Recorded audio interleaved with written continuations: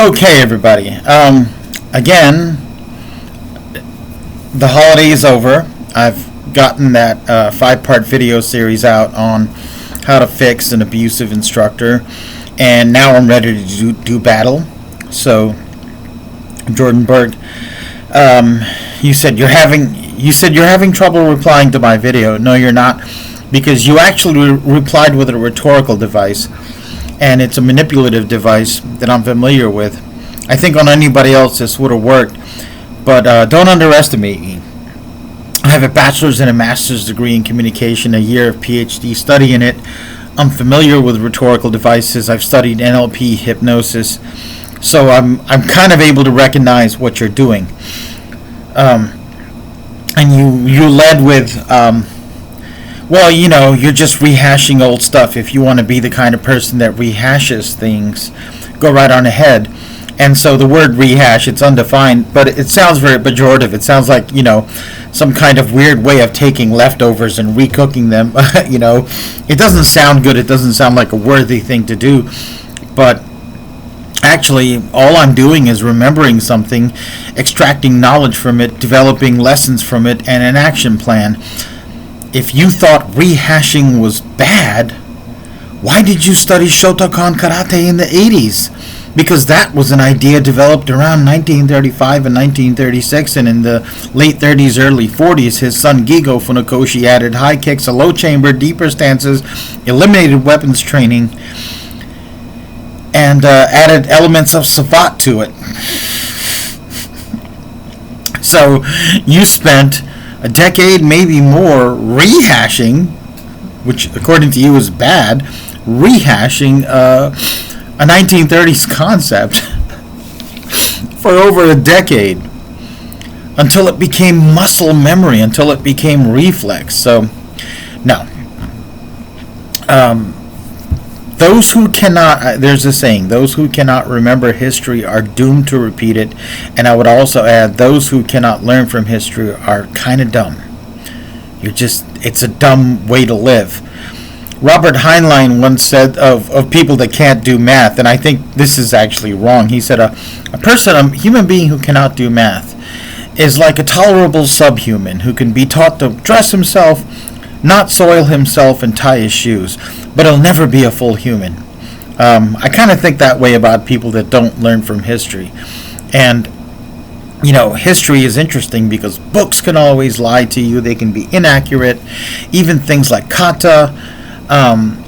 You know, there's 20 different versions of the basic katas. You know, a kata that exists in Shotokan can exist in Shorin-ryu, Goju-ryu, Weichi-ryu. They're all done differently. There's Wado-ryu, there's Kyokushinkai. They all look different. And if we believe in, I believe it's a false idea, but if we believe in the idea of only one true correct way to do a martial art, then we can't trust all the versions. Also, rehashing. Just an interesting choice of words, right?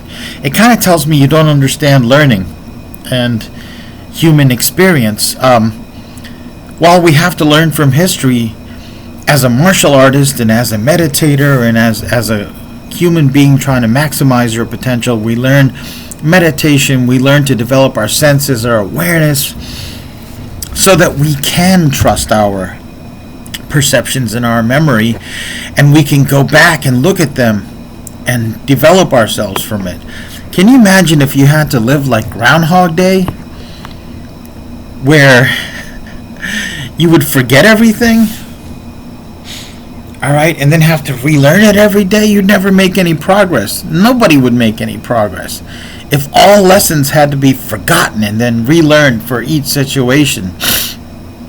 There'd be no history, there'd be no books, there'd be no kata, there'd be no martial art. There would just be people having to rediscover how to pick up a rock or a stick to protect themselves against a lion, and we'd be naked, you know, people that had to figure out how to make winter clothes every winter if we didn't rehash. Dumb statement. That's not working. Your opening volley is bad. Your opening move was a big telegraphed, right hook, and it was easily blocked. Now let's get back to reality. Let's get back to actually what can we do about life? What can we learn? We have to revisit, relearn, reinterpret. First of all, if you do martial arts, many classical Chinese sources from Kung Fu and Tai Chi, and I believe this applies to Karate, Taekwondo, Tang Sudo, believe that every move, every sort of like combination of moves, when you have something distinct that happens in a martial art, right? That there are at minimum of 3 levels of interpretation of that. There are 3 levels on which that technique can be applied equally well. The one level is basic striking. They call it boxing. Genfa, way of the fist. Right? Or you could call it the basic Taekwondo, Karate, Tang Sudo interpretation of things. Then on the second level is what they call China, but actually China Sui Jiao. With China seizing and grabbing, Sui Jiao is throwing. There's an application when you're in close contact with your opponent body to body, and you're locking and twisting the joints or upsetting the balance, you're doing a takedown. And then the third level is Dimmak, or Dian Shui. In Japanese, it would be called Kyusho Jutsu. And the China, I think, would be called Tuite. Or maybe it was reverse. I'm not up on my Japanese like I should be. But I think Tuite's pressure points in Kyusho's pressure points, Tuite is more properly called Kansetsu Waza, joint techniques, what you'd see in Jiu-Jitsu. So if you're doing Hungar Kung Fu, Tai Chi, and Shotokan, within each cluster of techniques, there's a way of breaking your opponent's joint, of breaking his balance. There's another way of striking them from a longer distance, and there's another way of striking vital points that could cause death or permanent injury, right? And oftentimes, your joint locking, your manipulating of the opponent's arm, is a prelude to striking them on a vulnerable point, because what it does is it shifts their body to an off-balance, awkward position where they're controlled and temporarily immobilized, exposing that vital point and hitting it at the optimal angle. Right? I have had to rehash this information over and over. That's why they say you can practice a taolu, or what's called a kata, for a lifetime and keep getting new information, new levels of enlightenment and knowledge, and even knowledge about the way your body moves, right? You have to revisit, rehash. Now, Jordan Berg, you said your study of Shotokan was the greatest gift you ever received. I'm going to say it's not a gift if you paid for it. If you paid for it, it wasn't so much a gift. It was an investment you made. Now, when I got it, it was a gift, because I think my parents paid for it, only briefly. They're like, this is too expensive, and they had complaints about the abuse of my brothers.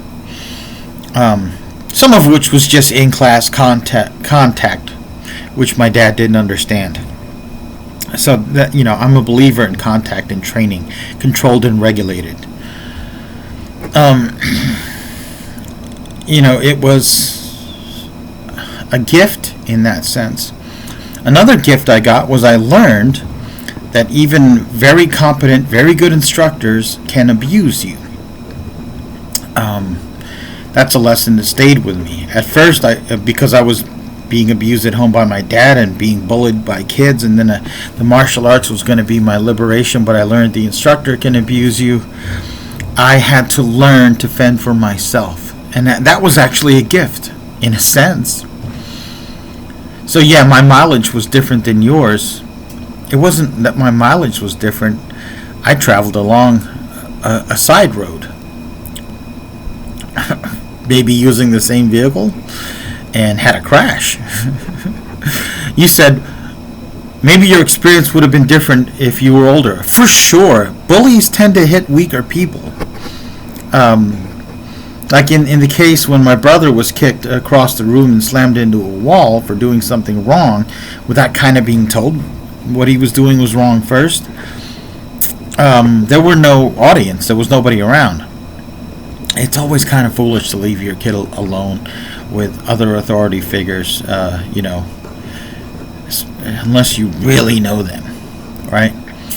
I doubt he hit any of the black belts in the head with a metal object in his hand. So maybe the experience just wouldn't happen. But eventually, through these experiences, I learned martial arts is useful. I was able to fight some bullies. I eventually had to stand up to my dad and tell him, "You ain't touching me ever again," right? And so if he would have hit me as a grown-ass man, if I was 18, I probably would have verbalized, shouted, yelled, maybe even fought back. I might have punched him in the nose and gotten my ass whooped, gotten my jaw broken or something. But I know I would have fought. All my life I've fought bullies. I've learned that I could fight bullies. I've learned that I could stand up by speaking. I could stand up by nonverbal. I could stand up by writing. I could stand up by striking and grabbing and getting people to not grab me. And I learned how to liberate myself using martial arts, among other things. And then I said, that's not enough. I have to learn to liberate other people. So believe it or not, if you're a bully or being bullied, that series I made about fixing the abusive instructors for you, I'm on your side. I've dedicated my life to stopping bullying. If I can, I've managed to stop bullies from bullying by convincing them there's a negative result of their bullying for them. I mean, even in the military, there was a time when I was being bullied and treated unjustly, unfairly, and illegally by a staff sergeant, a captain, and a major. And I was able to give them a negative consequence, and they stopped. I defeated them legally. All right? So, yeah, if I was older, a grown-ass man being slapped and abused, I probably would have at some point said, you ain't doing that anymore. I've learned sometimes you have to fight back and take an ass whooping. I've been beaten by the best and the worst, and somehow I've survived and came out better. Right? Somehow I've been in different fights. And some of it is, yes, I rehash lessons in the martial arts, but I don't call it rehash. I call it recall and analyze, interpret and act. I talked about that one gentleman who was a tough old guy with the white hair that was thinning. And I think you said his name was Goodwin or Goodrich. He was a good guy. There was a situation in the Marine Corps when I was in a fight. And we were all kind of drunk, and it started in a laundry room when two jarheads that had a beef with me started attacking me 2-on-1. One got me in a headlock and was punching me in the head while the other one was punching me on the top of the head. And I grabbed this guy's testicles and crushed them till he screamed, and I uppercutted him, and I pivoted and I uppercutted the other guy. I stood up, started fighting. They started beating me down. I dropped back down to my knees. My two roommates jumped in. This was all in a crowded laundry room. And a free-for-all ensued, and we subdued those guys, and then I left the laundry room, and the two guys that got their asses whooped went and got the Navy cops. And they came to arrest me, and I started resisting, and I found that under pressure, even though I'd never been formally trained in Aikido and maybe had minimal jiu-jitsu training, the Marine Corps teaches you a little bit of jiu-jitsu, judo. I started throwing those guys around because I didn't want to punch them or kick them. I didn't want to hurt them. Then they eventually got the handcuffs on me, and I rehashed. I remembered a lesson Mr. Goodwin taught me about Heian Sandan, or what in the rest of the karate world they call Binan Sandan.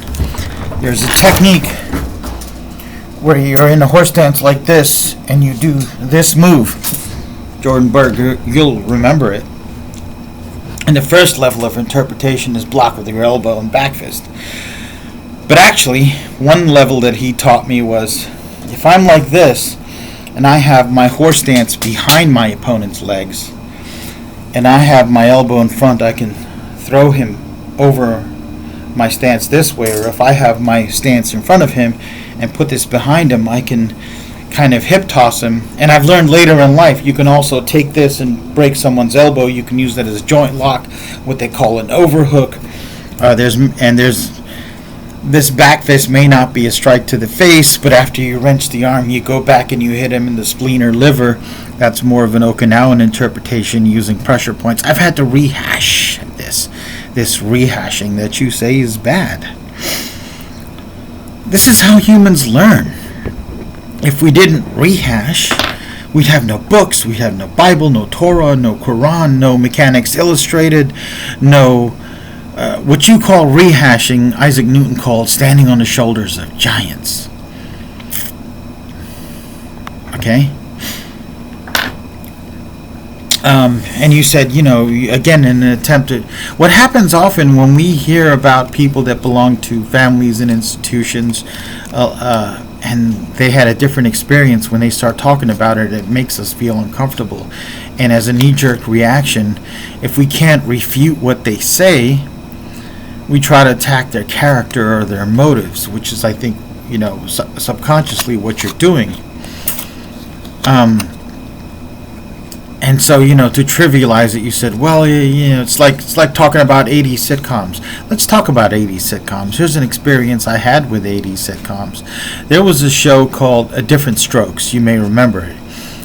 Two young black orphans get adopted by a rich man, Mr. Drummond, and I think the older kid was Willis, and the younger kid was named Arnold. And there was an episode of this sitcom, again, and not all media products are trivial. There was an episode where Arnold had a young friend, also a black kid that lived in the apartments that they lived in. And there was a guy that owned a bike shop, and he was nice to the boys, and he said, why don't you come over? And he gave them ice cream or something, and they were watching cartoons, and they were like dirty cartoons. And Arnold felt uncomfortable, and he left. But for some reason, he left his friend there. He was like, hey, man, we got to get out of here. I think his friend was like, nah, I'm going to stay here. And then later you find out he was inappropriately touched. He was molested. And it was a sitcom episode about child molestation and child predators. Believe it or not, not too long after that, because I was being bullied so much and was having trouble in school, my dad took me to a psychologist. I don't know if he paid out of pocket or if his workplace made him pay, but we had to get in a car, and I had to ride with my dad, mom and dad, all the way to Pennsylvania to go to this practitioner. And they dropped me off for my first session, and he looked like a kindly old man. He looked, a bit like a clown, gray hair on the sides, balding, your stereotypical nutty professor type. And he had the tweed jacket and everything. And he begins the interview, and kind of right away he goes like, well, do you masturbate? And I'm like, what's that? He goes, well, do you touch your penis? And I go, what's penis? Because I was a little kid. I was 8 or 9 or something. I was a very naive kid. And he told me what it was, and I'm like, no. And he goes, well, would you like to see mine? And I knew, because I rehashed an 80s sitcom, that there was something wrong with it, Jordan Berg. There was something wrong with that, and I had seen it, been educated by it on an 80s sitcom. And so I said no, and it got real uncomfortable. And on his desk, he had a letter opener, which reminded me of a sword. And I rehashed all the shows I've seen where the hero protects himself against monsters with a sword. So I picked it up in my hand because it somehow felt comforting. And then he got really uncomfortable. And he got this hurt expression on his face, like, oh, like I hurt his feelings.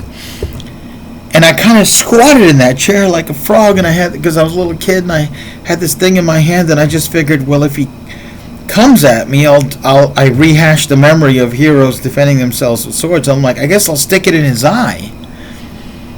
I'm one of the few people I know where there was an attempt at sexual molestation at a young age, and I made it stop. I prevented it. And then there was an uncomfortable silence, and I noticed he had bookshelves, and I said, "Can I look at the books?" He says, "Yeah," to break the tension. And the rest of the session, I just kind of looked at his books and opened them up, and I had the thing in my hand, and I turned the pages. It was a really weird situation. Then my dad came to pick me up. My mom was there. And he said, "How'd it go?" I'm like, I didn't like it. I don't want to go back. And he got mad. He's like, "I'm paying all this money. You're doing horrible at school. You got to go back." I'm like, "Dad, I don't want to touch his penis." He said, "What?" And I talked about what happened. Car got real quiet. I think my mom, like, held his hand for a moment, because I think he used to travel with a loaded .38 revolver. And he was probably going to go back there and shoot the guy. And he, just silently we went home, and I never had to go back there again. And I'm rehashing that memory now, because rehashing's not bad. It's actually remembering, like something dismembered, being put back together, being analyzed. I developed a knowledge and an understanding that I needed to take care of myself, that through my own efforts and through rehashing knowledge around me, that I could save myself. And I became the type of person that I am, partly through an 80s sitcom, which isn't so damn trivial now, isn't it? And I said, okay, there's a way out for me, but what about everyone else? I sort of intuitive. That's why I'm a martial arts instructor. That's why I'm so into weapons. That's why I decided to study Kali. And when I found out that karate actually has weapons, and it was part of the training since the start, but the Japanese kind of de-emphasized it because they love their kendo and their jodo and their indigenous systems, that they didn't want the Okinawan influence. I studied the weapons. And I've learned that you can resist bullying verbally, mentally, non-verbally, through striking, through grappling, through weaponry, and through even just thought. And one way I combat bullying and abuse is I talk about it. And I realize it makes you uncomfortable and you want me to shut up. And you're that saying shut up, don't talk about it, isn't really going to work, so you try to trivialize it and say that I'm just rehashing, I'm cooking leftovers, and I'm looking at 80s sitcoms. But this isn't a trivial thing this is my life. I live it. I live my life this way. Especially for the kids who have been bullied, especially for people that have bad examples, right? Or that are giving bad examples. And maybe just in one way, maybe just a few times, maybe it got fixed later. I don't know. But it's my experience, God damn it, and I'm going to talk about it. You're not going to be able to manipulate me into thinking that a thing that happened and a lesson that I learned didn't happen. The only way you're going to do it is if you give me enough facts. You're not going to be able to use semantics. You're not going to be able to use relabeling. You're not going to be able to use NLP. You're not going to be able to use red herrings, ad hominem, any of the millions of rhetorical devices out there. If you can prove to me beyond a reasonable doubt, factually, that my lessons are wrong, that what happened to me didn't happen to me, I will take these videos down. I will stop talking this way, and I may even change my life. But you got to be a man. Remember, I posted a video, you responded to it. You started this. You said, what would you have him do? And I answered in 5 parts. Because I wanted to answer your question thoroughly and honestly. You stepped into my house. Then you questioned my integrity. You had balls this big when you did that, and using this verbal manipulation of calling it rehashing, comparing what I do to looking at 80s sitcoms. The balls shrink a little bit, in my estimation. Yeah, you're being less manly. Be a man. Right? As long as I have breath in my body and movement and my brain still works, as long as I don't care if I'm 90.